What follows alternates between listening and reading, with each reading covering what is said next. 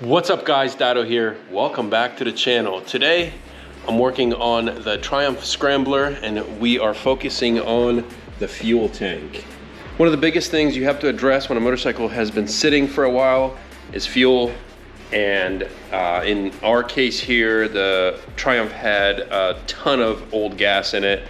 And the guy said, well, it's sat for a few years and unfortunately now it's sputtering, carrying on, and not good. So I pulled the fuel tank and as soon as I looked inside, it doesn't look good. So I'm assuming that this probably has a whole bunch of gunk and ethanol that's been gummed up inside of it.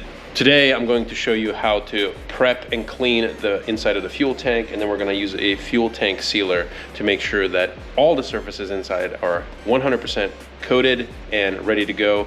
Once we put the fresh gas in there, the thing should fire up and run super. Now the chemicals that we're going to be using today are POR 15. I use a lot of their products on my cars, trucks, SUVs, and motorcycles. They are a phenomenal company. I endorse products that I use. I'm not sponsored by them. However, a great product deserves a great review. This is what the cleaner degreaser looks like. This is an industrial strength cleaner, and it's also non-flammable and water-based. That's very important in our application. You can use this on engines, fuel tanks, holding tanks, grease traps, plastics, wood, fiberglass, and painted surfaces. I will go through exactly how to use this in your fuel tank, and then afterwards we will use the fuel tank sealer. The reason why we put this on is because we are not sure that every nook and cranny is going to stay 100% clean, especially when it's exposed to oxygen. We're going to jump right into it, so try to follow along. First thing we need to do is get the old fuel out. Now on a carbureted motorcycle, you typically just have the fuel fill, which is right here where the cap is, and then you have one, sometimes two outlets. Our fuel outlet is right here and it has the fuel petcock in the off position.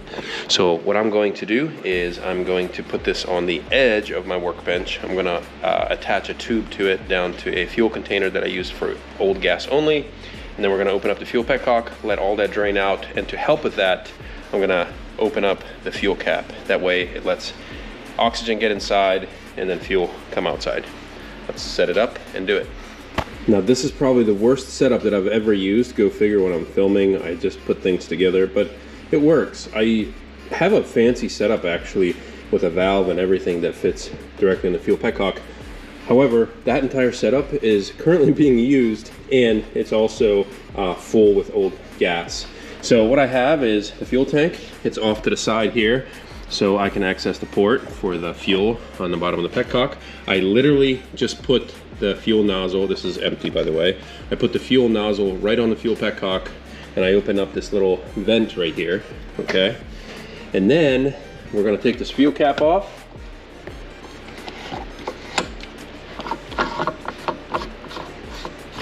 So it can vent easily. Look how nasty that is in there. I'm gonna open up this fuel petcock and let her rip. Is it coming out? Oop, it's coming out, see it? There it is. And while that drains, I'm gonna get the cleaning supplies and chemicals ready to go. Fuel petcocks have two different levels that essentially flow into the same chamber.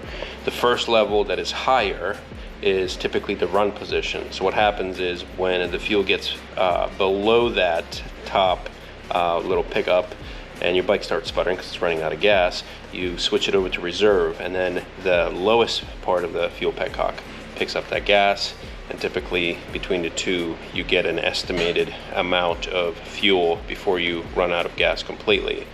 When you're draining your fuel tank out, make sure that you have it on reserve and not run, otherwise you will have a good bit of fuel left in there. That's what I did, and I also propped the tank over, tilted it on the left side looking from the back, because the fuel petcock is on the left hand side. I'm super excited to get this cleaned and sealed up because this fuel tank has been sitting for a while. It's very cruddy inside. At the same time, I'm looking to fix some of the damage on the fuel tank.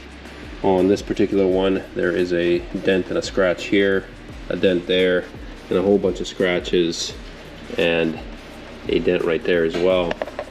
I recently got sponsored by a vinyl wrap company, and I will be offering motorcycle wraps here locally, at least to the few clients that I serve, and it should be an exciting time. So I believe that I will be wrapping this fuel tank, at least before I get it all prepped and painted down the road. It will look a lot nicer, and it will cover up a lot of the defects that are on the fuel tank currently. Now, once the fuel tank is completely drained, I will make sure that it is dry, so I'm gonna let it sit a while. And sometimes when the fuel tank fumes are completely gone, you'll get a residue inside, and we want to make sure that that is completely cleaned out as well. That's where the cleaner degreaser comes in play. Now, the instructions on the POR 15 cleaner degreaser chemicals say that you have to dilute it with hot water. Now, it is water soluble, but you do have to get hot water and do a 4-to-1, 4 water to 1 part chemical mix on that. I try to get the fuel tank about a third or even a quarter full sometimes. The fuller the better is not always the case whenever you're cleaning up the fuel tank. You want that stuff to slosh around in there as much as possible. So a third of the tank is typically my rule on things like this. That seems like it works the best. One, because it lets you slosh all that stuff around in there. And two, it leaves more chemical behind for you to use for a second and a third chemical wash. Now, to help aid in that, some people use rocks inside the fuel tank to act as an abrasive media. Other ones use chain. For this one, I use a shorter piece of chain. This one, I'm not sure where it came from, but I use it on fuel tanks all the time. This section of chain is about, I don't know, 6 or 7 inches. And I drop this down in through the fuel fill, and when I shake it around, this metal bounces around inside of the tank and essentially leaves the surface nice and smooth, at least for the most part. Use chain that's adequately sized, so this one's like a medium chain, and it doesn't have any sharp corners. I've seen people use stuff like this. They just throw a bunch of rocks in there, and then they either get it lodged or pieces of the rock break apart inside, and that's just bad news. Don't do it. Now that all the fuel has been drained, I'm going to put the cap back on here, close this guy up, and put this in a safe location. Alright, I got the fuel tank all drained out. You can still hear tiny little residual fuel that doesn't want to come out, and so I'm just going to leave it in there for now and then dry it all out once I let it sit for a while completely open. Now, I did put the fuel cap back on and flipped it upside down, because the next thing we got to do is pull this fuel petcock out. Now, I already loosened the 2 8mm bolts that are on this one, and I want to show you what this looks like inside. Now, this thing is in pretty much the condition that I thought it was going to be in. It has a whole bunch of metal and rusty pieces on there on these filters, but it doesn't look like it's going to need replaced, possibly just a gasket. Now, for surfaces like this, in order to get it to seal, you have to have an extremely strong tape or some kind of adhesive. Typically what I do in cases like this is I'll pull the fuel petcock out. One, because I don't want this seal to get eaten up by whatever chemicals I'm using inside. And then whenever you do the sealer on the inside of the tank, you don't want that sealer to get on the components or the rubber O-ring here. I'll have a plate made up for different manufacturers that has 2 holes in it, and then here I just put some gasket material that's resistant to fuel. Or the second thing you can do is use a industrial type tape. Duct tape sometimes works, but I have industrial tape that's used for canvas. I clean the surface really well and dry it, and then I put the tape over that, and usually that works really well. The only other things that you have to worry about is this port right here. This is from the fuel overflow. Okay, so essentially when you get fuel or even fumes, they will come out of this, and this leads inside of the tank, and there's a little hole. Once you open up the fuel cap, you'll see a little hole for venting, and that's what that is. So besides the fuel cap itself, those are it. Now, the factory fuel cap that's on this, I'm pretty much just going to keep it on there because I'm getting rid of the cap because I got a new one. But sometimes you can just put a piece of plastic, like a thicker plastic, in there and close the cap on it, and that keeps the cap clean. Or you can just use the tape that I'm about to show you. I use to block off the vents is sort of like duct tape. This is like an industrial duct tape that I've used before, but it's more of a canvas tape for military applications, typically repairing tents and canopies and tarps and things like that. So it's a lot thicker, a lot stickier, and you can find it at like military surplus or a surplus store. Now, I got this roll of this like teal tape. It's really strong, but the color is ugly. So I'm trying to use that up before all of the other ones. So that's the one we're gonna use today. All right, I cleaned the fuel petcock. I put some cleaner in through both of the holes and moved this valve open and closed a couple of times, then blew air through it. I also took the filters off. They're essentially just little screens to keep out huge contaminants. And one is threaded and one is not. Obviously the threaded one goes in here, the non-threaded goes in there. They're all different. So those are getting cleaned up here. This is drying, and I have a microwave in my shop where I heated up some water. Ooh, that's really hot. We are going to do 4 parts of water to 1 part chemical. We're going to put this in the fuel tank and clean her out. For demonstrational purposes, I put a thick piece of plastic I had sitting around. It was a bag on the fuel cap itself. If you guys are reusing your fuel cap, you might want to make sure that it's covered with something. Some people use duct tape, like thin duct tape, and then they peel it off later. Other people use plastic. Just make sure it's not too thin and it's not going to get eaten away by the chemicals. I got a funnel here in order to transfer that water inside the fuel tank a little more efficiently. This water is really hot. I'm not sure if you can see, but steam is rolling off of it. So the only way to find out if it's leaking is to put it right in and watch the bottom. Whew, that's really hot, burning my fingers. Don't forget to drop your chain in there.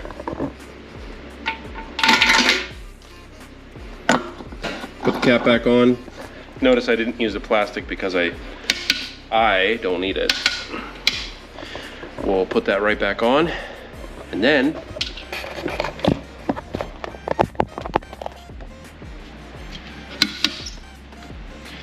check for leaks.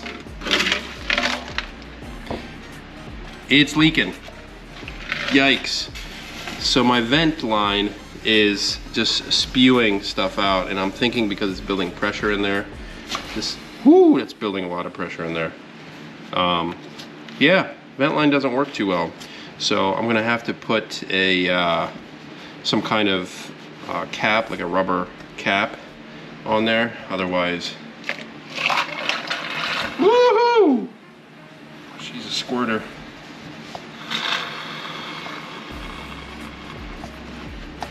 Looks like I may be getting a little bit of a reaction inside the tank from the residue and the fuel that was in there. So I'm gonna be very careful not to agitate that too much until I get my rubber cap on there. I don't know if you can hear it.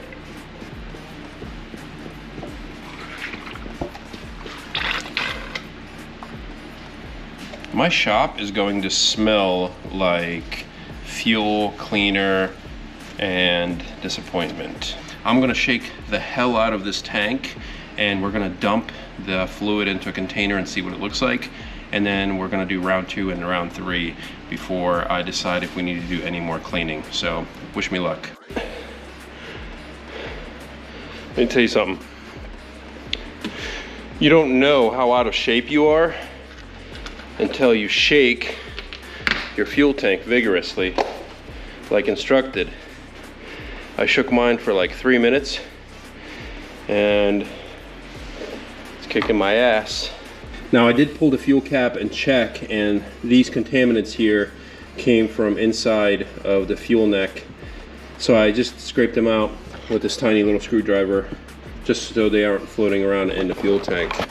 I'm guessing somebody tried to seal this previously and royally failed. So once I catch my breath, I'm gonna shake that for another 5 or 10 minutes total, and then we're gonna dump it out and see what the cleaner looks like. The water and the cleaner both appeared fairly clear, so there's no funky coloring to it. We'll see what it looks like when it comes out. All right, well, I got my exercise for the week, and no gym for me, I guess. That was brutal. if any of you guys have done this or you do this, come back and leave a comment below. It sucks. I need like a paint shaker to throw my tank in, because every time I do this, it reminds me of just how much it sucks. I have a clean stainless steel container right here. I'm going to be pouring at least as much liquid out of this fuel tank as I can. There's going to be so much nasty crap in there. So I'm going to work on that, and then I'll show you what it looks like. I have the tank sitting up. I don't have everything out of it, but most of the nasty crap is out. And look at this. Now you can only imagine what's all sitting at the bottom of that. That's pretty nasty. Here, let me turn it here and then try to show you some of the stuff on the bottom.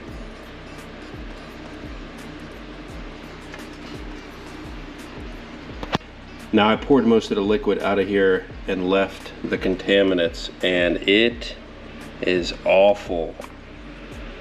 That's only the first cleaning, and there's probably an 1/8 inch or more, almost 1/4 inch at some spots, of nasty stuff right there. So let me clean this out and we'll do a second wash. Now I'm not sure what kind of nuclear waste was in this fuel tank prior to me putting the cleaner in there, but it's having some kind of awesome reaction. Just kidding, that's just a cleaner doing its job. So you can clearly see that it's eating away at rust, and even in this stainless pan, after I pulled it out of the fuel tank, it continues to work. So what I'm going to do is I'm going to leave this cleaner in here and see when it slows down or stops with that chemical process, and I'm going to time it, and that's going to tell me exactly how long it's working for. Now, those are going to vary based on how many contaminants and things that it's going to react with is in your fuel tank, but you know me, I'd like to go the extra mile and figure it out. So check this out. Also, before I forget to mention, let's rotate this a little bit. I'll show you how nasty it is inside. This is inside of that fuel tank. A lot of customers that I get that bring me their motorcycles here that are, you know, older motorcycles, they will say, I'm not sure why it's not starting. And I really have, you know, it ran when it was parked in 1930.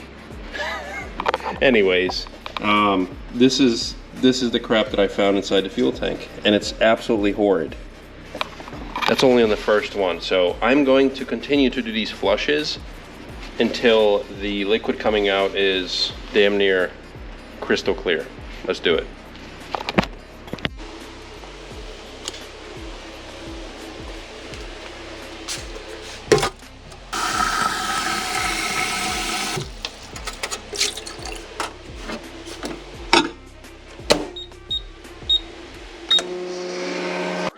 And just to prove it to you, I have the Pour 15 cleaner degreaser. Look how clear this is. It's clear as water.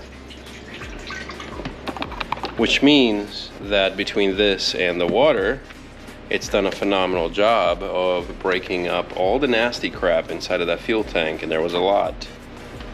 And cleaning it up and making sure that it makes its way out of the fuel tank so we can make it a lot cleaner in there. I'm guessing it's going to take 3 or 4 different cleaning sessions, and then we are ready to let it air dry.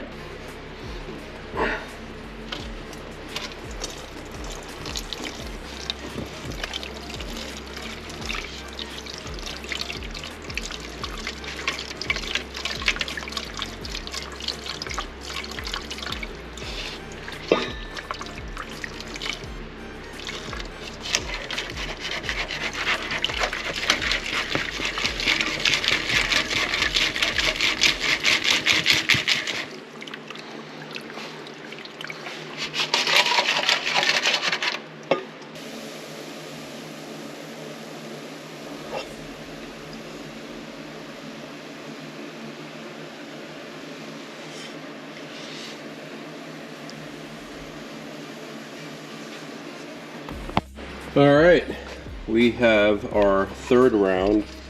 It's starting to look a little better. However, I don't really have much faith in that.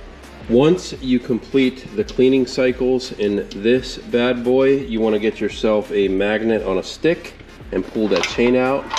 This actually took a couple of tries because if you grab this chain anywhere besides the end and try to lift it, it's too wide. At least it is for the Triumph neck. So it took me a couple times until I got it out, but the chain is out and it looks pretty clean. So there's that. Drying the tank. So first things we're gonna do is we're gonna take all this tape off of all the surfaces that we blocked off for the cleaner, so the cleaner can stay inside. I'm gonna peel this. That's what I love about this military grade canvas tape, canvas repair, tent repair tape, is it does not leave any residue whatsoever. We're gonna clean that up a little bit. And I'm also going to, this has a little bit of fluid left. It's really hard to get fluid out. This is open, obviously. We're gonna flip this out like that on the bench, and then I will show you a really quick and easy way to dry this out and get most of the moisture out. Next thing you want to do is take a air compressor and blow as much of that stuff out of there as you can. And then the next step is heat gun. Heat and chemicals don't mix. You want to make sure that you use clean, preferably distilled water, to rinse that tank 3, 4, maybe even 5 times. If you use a heat source to try to dry the tank and you have residue that is a chemical or it's combustible, it's going to combust and you're going to have a problem. 2, you're going to get fumes. If you don't rinse the tank properly, your shop or your house or whatever, it's going to stink. So I rinsed the tank 4 times with distilled water, and finally we got awesome results. What I like to do, which is uncommon practice, however, this is just how I do things, do it at your own discretion, is I get a cheap bottle of isopropyl alcohol. This just happens to be 70%. Don't judge my label because it got eaten away. I pour an entire container of this. It's a small, I can't tell how much is in there.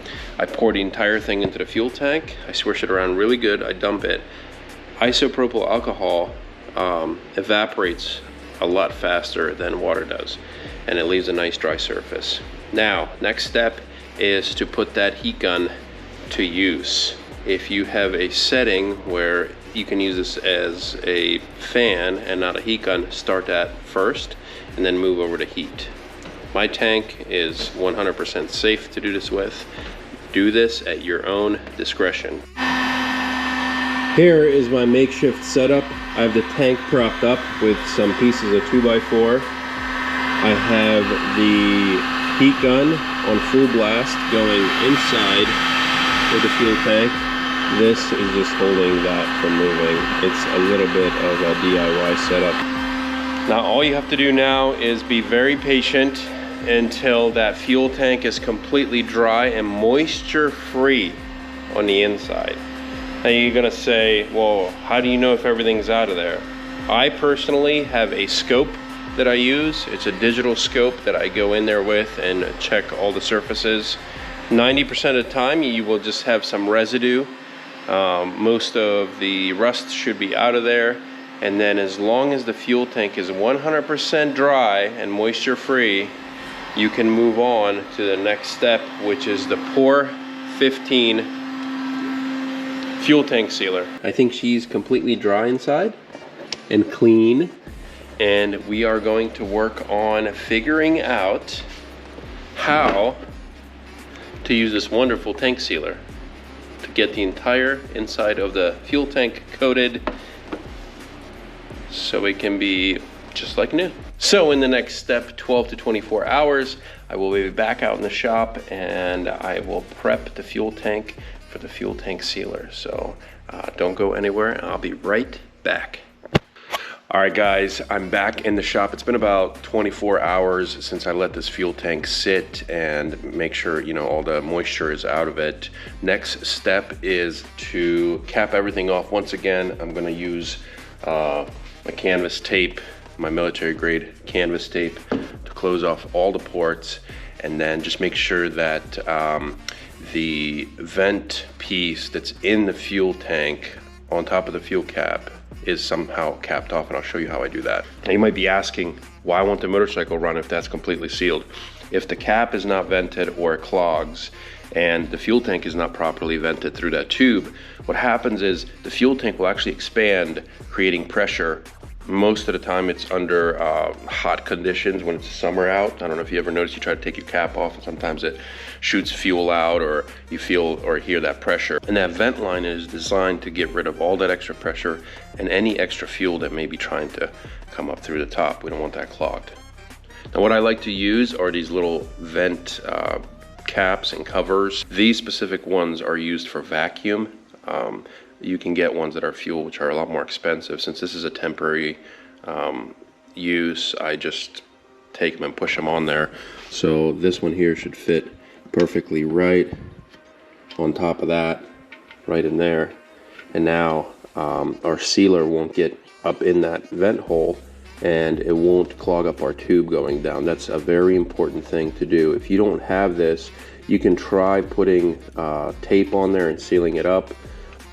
What I like to do in really bad fuel tanks is put a vacuum hose right on top of this and try to seal it off, and then spray air on the other side. That'll move around any contaminants inside the fuel tank, and the vacuum will suck it right up. I capped off the vent line. I'll tape off the bottom one. We'll close everything up, and we'll do the tank sealer before they put the cap on. I'll show you how to do that. Okay, once you follow the instructions per pour 15 guidance, and everything is clean and this is ready to be put in, you essentially just open this up, mix it really well inside this can, and then pour the entire contents into the fuel tank. It says to rotate the tank to cover all surfaces and seams inside. Then it has you draining the tank for 30 minutes out of one of the holes, and then you gotta wait like 96 hours. Yeah, 96 hours for drying. And then it says do not reuse the sealer. So this is a one-time use. The reason why they have you pour the entire contents of the can inside of your fuel tank is to make sure that you have enough chemical to cover the entire inside. I can tell you maybe half of this is going to be used on the inside.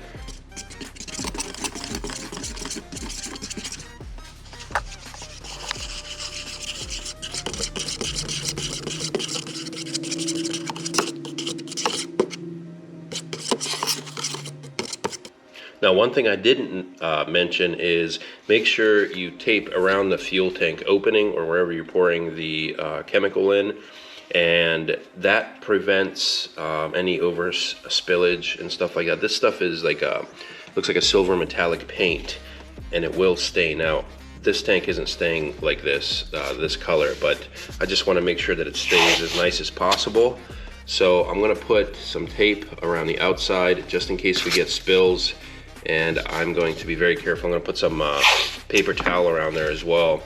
You need to make sure that if you are reusing the tank in its original form and not changing the color, or if the tank is still in, you know, rough shape on the outside and you're going to be painting it, that doesn't really matter.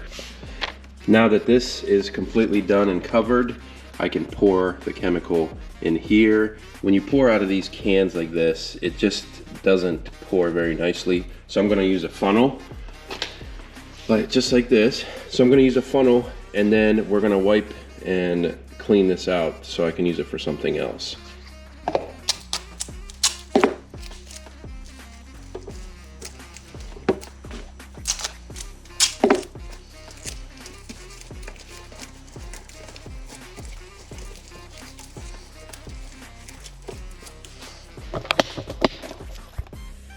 Now at first I was going to use the fuel cap, but I realized that the surface inside where the fuel cap is was kind of exposed and nasty looking, so I want the sealer to get in that as well.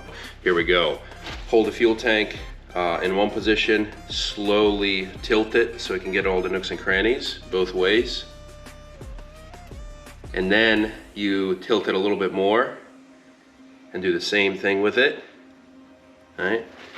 And the goal here is to do it slow enough for it to all swoosh around in there and get in all the nooks and crannies, but fast enough so it's not drying too fast. Now, because we have the tank sealed off, that won't dry in there as fast as it would if it's open to air. Now, you still want to make sure that you go slow enough but fast enough, if that makes sense. All right, now it's time to pull the tape. I did this for probably 15 minutes, right? The product's not going to dry that fast, but I wanted to make sure everything was covered inside. So we're gonna pull this very difficult tape. Here we go. Pull this tape, take a look inside. That's gonna get messy because we are pouring all of the liquid back out. It's just stuck to my glove. We're gonna pull all the liquid back out and drain it as much as possible. So the goal here is to leave a thin layer.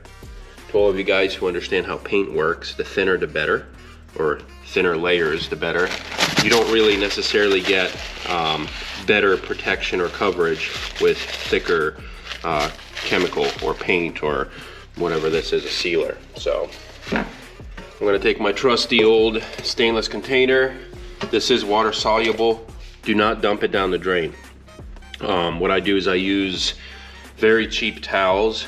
This is disposable recycled towels that I buy at like a restaurant restaurant supply store, and I use that for everything. Just throw it out. A roll of that is very cheap compared to regular paper that you would buy, like a roll of paper. So we're gonna do this. I'm gonna be here for like 3 weeks trying to get this out, but I think eventually it's gonna all drain out and we'll be good to go. Also, while I wait for the fuel tank to completely drain, I wanted to show you guys here. Here's the chain that I used inside with the cleaner, and you can tell already that the chain is starting to show corrosion. And if you continue to use this to clean your fuel tank, you don't want any rust on it, because the rust is going to keep rusting. It's exactly what rust does. So get yourself some used oil or some type of lubricant. I like to use PB Blaster because I have a lot of it. Just spray a little bit on there, coat it really well, and then you can store it in a Ziploc bag or something. You know, a lot of people say I'm OCD with the things that I do, but you know, next time I go to use it, it'll be nice and clean and oiled up. It's okay to put that in a fuel tank when you're cleaning it. It's totally fine. You just wipe the chain down a little bit. So here you go. It's as simple as just adding a little bit of this. PB Blaster seems like it sprays absolutely everywhere. Put that on there like that. PB Blaster, for some reason, works a million times better than WD-40 on continuing to stick to things. So, and it smells horrible. There is a little sneak peek of what the finished stuff looks like in there. It legitimately coats absolutely everything. I did wipe this lip off before it's completely dried with some acetone, and that removed it just fine before it's dried up, obviously. So the entire inside of this fuel tank looks like this silverish paint compound. I'm gonna let that sit for a while, and then I'm gonna reinstall the fuel petcock, the filters, and the gasket and all that stuff. Make sure all the areas are properly sealed off and cleaned well, so the mating surfaces don't have any issues and we don't have fuel leaks. Pretty much that is it for how to prep and seal a fuel tank on your motorcycle. It's a very similar process for other things that you want to seal, like car, truck, SUV, four-wheeler, tank, whatever you want. So this Pour 15 stuff is awesome. Once again, I'm not sponsored or anything, but I do love their product. Pour 15, if you're watching this and you want to sponsor me to do more videos. If you guys want to support my channel, besides sharing and liking the videos and engaging in content, you can go and visit www.dadomadeshop.com. It's my e-commerce website that I run, and I make a lot of cool stuff. Some of it's motorcycle related. There's whiskey and cigar stuff on there, and I'm putting up new stuff all the time. I ship anywhere in the United States, and often run sales and discounts and things like that. So that link is also always listed in the description below, and I would greatly appreciate if you at least went and checked it out for me. Thank you so much. That's it for this episode. I will catch you guys in the next one. Peace.